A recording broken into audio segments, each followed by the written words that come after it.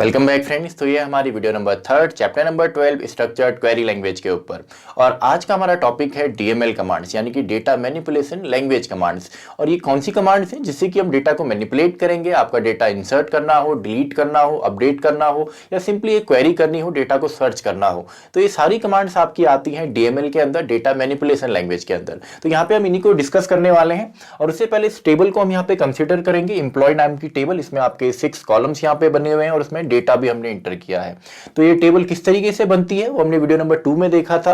Mainly जो आपकी table बनती है वो आपका डीडीएल कमांड से बनती है, डेटा डेफिनेशन लैंग्वेज से, जिसमें कि हम टेबल क्रिएट करते हैं और इन डेटा की डेफिनेशन देते हैं, यानी कि आपके नंबर ऑफ कॉलम्स या एट्रीब्यूट्स कितने होंगे और उसमें किस टाइप का डेटा आएगा वो हमने देखा था आपका डीडीएल कमांड में।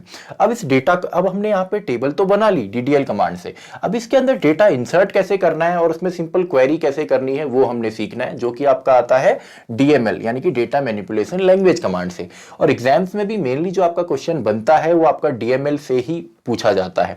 तो सबसे पहले इस टेबल को हमने यहाँ पे कंसीडर किया, एम्प्लॉय नाम की टेबल यहाँ पे है, एम्प्लॉय नाम है इस टेबल का। तो सबसे पहले है इंसर्ट स्टेटमेंट, यानी कि इस टेबल में ये डेटा जो है हमने इंसर्ट कैसे किया है। तो इसका जो सिंटैक्स है वो है insert into table name values, then जो एक्चुअल वैल्यूज है वो हमने यहाँ पे फिल करनी है। अब यहाँ पे ये आपके कुछ कीवर्ड्स हैं, इंसर्ट इनटू टेबल नेम, तो आपका यहाँ पे टेबल नेम है, देन वैल्यूज।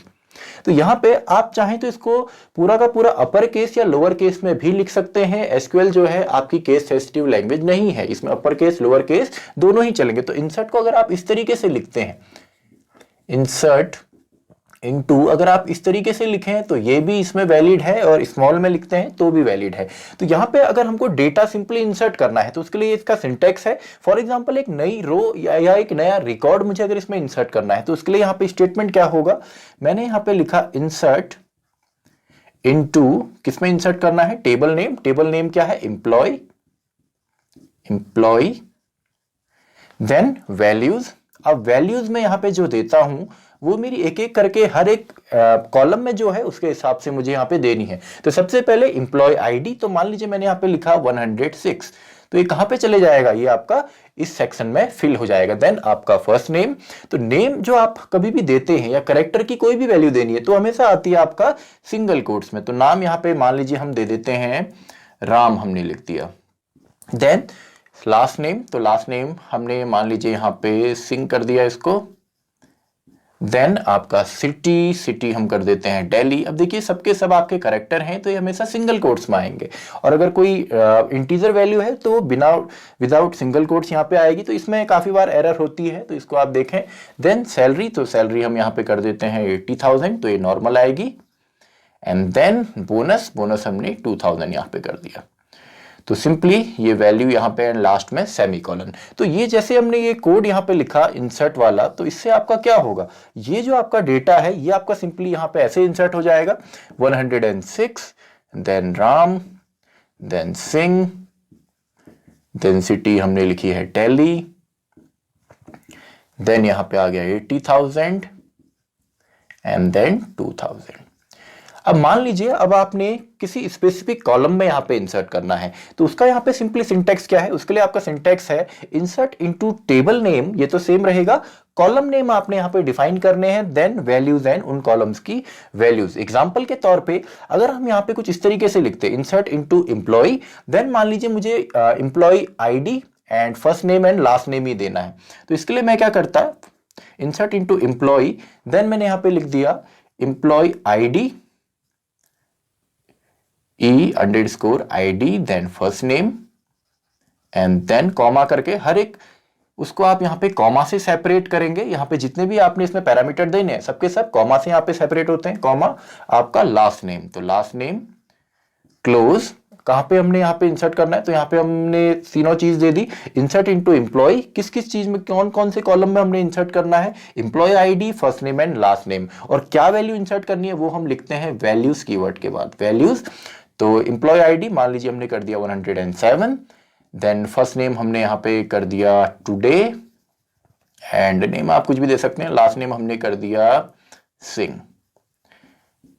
तो ये हमारा हो गया। तो ये कहाँ पे जाएंगे, 107 टुडे एंड लास्ट नेम में हमारा आ जाएगा सिंह। एंड बाकियों में क्या आएगा, बाकियों में आपकी नल वैल्यूज, क्योंकि इसमें हमने कुछ भी इंसर्ट नहीं किया है, तो इसमें ऑटोमेटिकली आपका क्या हो जाएगा, नल हो जाएगा। तो सिंपल आपका वैल्यू इंसर्ट करने के लिए हो गया। तो मेनली आपको जो यूज होता है वो ये वाला यूज होता है, क्योंकि आप हर एक डेटा यहाँ पे फिल करते हैं। तो ये तो इंसर्शन का हो गया। अब मेन जो आपका आता है वो आता है सेलेक्ट स्टेटमेंट, यानी कि इस बनी बनाई टेबल में से आपको सेलेक्ट करना है किसी कंडीशन के बेस पे, या जनरली भी आप सेलेक्ट कर सकते हैं। तो it is use to select data from a database table. तो डेटाबेस टेबल में से इसको यहाँ पे सेलेक्ट करने के काम आता है। इसको मैं यहाँ पे टेबल भी कर देता हूँ, या सिंपल डेटाबेस या डेटाबेस टेबल। अगर आप मल्टीपल टेबल से कर रहे हैं तो वो भी पॉसिबल है, सिंगल टेबल से आप करें तो भी पॉसिबल है। The result is stored in a result table. तो इसका जो रिजल्ट आएगा उसको हम यहाँ पे क्वेरी टेबल या रिजल्ट टेबल भी बोलते हैं। सिंटेक्स क्या है? Select column names from table name. तो सेलेक्ट कीवर्ड हमने लिखना है, देन कॉलम्स के कॉलम, सिंगल कॉलम है तो सिंगल कॉलम, और बहुत सारे कॉलम है तो उनको हम कॉमा करके सेपरेट करेंगे। उनके नेम्स फ्रॉम किस टेबल से करना है, तो जनरल स्ट्रक्चर हो गया। तो मान लीजिए अगर मैं यहाँ पे लिखता हूँ select employ ID, city and bonus, तो क्या होगा? इन तीनों का कोई कॉलम बनेगा कुछ इस तरीके से, employ ID, then city and then bonus. अब यहाँ पे कोई कंडीशन नहीं है कि कौन सा मैंने रिकॉर्ड यहाँ पे सेलेक्ट करना है। तो हर एक रिकॉर्ड का एम्प्लॉय आईडी 1 to 7 जितने भी हैं सबके सब, एंड इनकी सिटी सबके सब, एंड बोनस सबका सब, ये तीन ही आपके सेलेक्ट होंगे। अगर आप चाहते हैं हर एक चीज यहाँ पे सेलेक्ट हो तो उसके लिए हम यहाँ पर एक और सिंटेक्स है, टू सेलेक्ट ऑल, सबका सब अगर सेलेक्ट करना है, select star from table name. यानी कि अगर मैं इसके लिए अगर मैं सिंपली इतना लिखता हूं सेलेक्ट स्टार फ्रॉम एम्प्लॉय, तो इससे क्या होगा? जैसी ये टेबल है अभी इस एग्जांपल के लिए पूरी की पूरी एज इट इज मुझे आउटपुट में मिल जाएगी, या आपका रिजल्ट टेबल में मिल जाएगी एज इट इज। स्टार हम क्यों लगाते हैं? जब हमें सारा का सारा, या ये कहें सारे के सारे एट्रीब्यूट या कॉलम हमको सेलेक्ट करने होते हैं, तो हम स्टार वहां पे यूज करते हैं।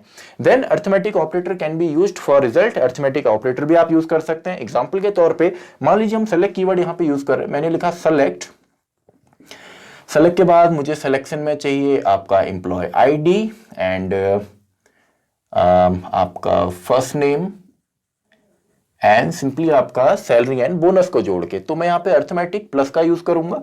तो मैं यहाँ पे सिंपली ऐसा ही लिख देता हूं, salary plus bonus from BONUS, from table का नाम है हमारा एम्प्लॉय एंड लास्ट में सेमीकोलन। तो इससे क्या आएगा? देखिए सर्च रिजल्ट में मैंने 3 कॉलम यहां पे बनाए हैं। कौन कौन से? सबसे पहला है मेरा एम्प्लॉय आईडी, देन मेरा फर्स्ट नेम। अब देखिए यहां पे किसी स्पेसिफिक रिकॉर्ड की बात नहीं हो रही, सारे के सारे रिकॉर्ड का ही डेटा मुझे मिलेगा, salary plus bonus.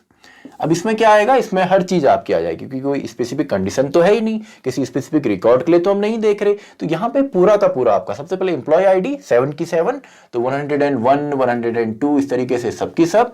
Then first name करण, अनिल, सुनील सबके नेम भी आएंगे। देन सैलरी प्लस बोनस, तो सैलरी प्लस बोनस में ऑटोमेटिकली आपका जो सॉफ्टवेयर है वो क्या करता है? दोनों को जोड़ देगा। एंड जो आपका यहाँ पे हेडिंग जो बनेगी रिजल्ट टेबल में वो सैलरी प्लस बोनस ही बनती है। तो यहाँ पे 54,000 प्लस 2,000 तो कितना हो गया? 56,000 फर्स्ट में यह आएगा। देन सेकंड में 68,000 प्लस 2,000 तो 70,000।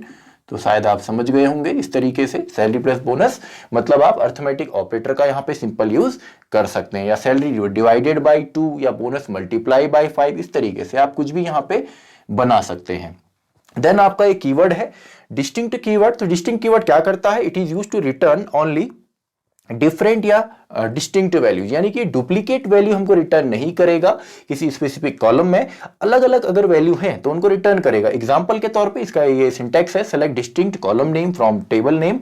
तो यहाँ पे मान लीजिए हमको अलग अलग सिटीज यहाँ पे सेलेक्ट करनी है, तो इसके लिए हमारा सिंटैक्स क्या होगा? इसके लिए सिंटैक्स होगा सेलेक्ट डिस्टिंक्ट, हम लिख देंगे क्योंकि हमको अलग अलग चाहिए। कॉलम नेम, कौन से कॉलम में डिस्टिंक्ट चाहिए? सिटी में, फ्रॉम एम्प्लॉय, तो select distinct city from employ. तो इससे क्या आएगा? देखिए यहां पे आएंगे डिस्टिंक्ट सिटी, यानी कि अलग अलग एक सिटी बनेगा। हमको कॉलम हमने कौन सा दिया? देखिए कॉलम जो भी हम दे रहे हैं वो हम यहाँ पे सेलेक्ट के बाद दे रहे हैं।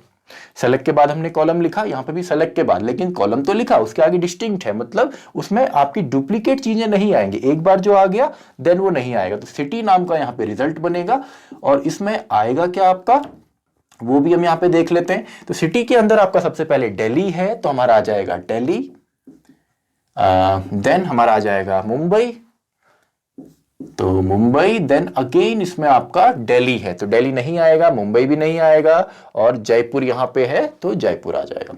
डिस्टिंक्ट शायद आप समझ गए होंगे, आपका डुप्लीकेट वैल्यू यहां पे जयपुर, स्पेलिंग GAPUR, जयपुर।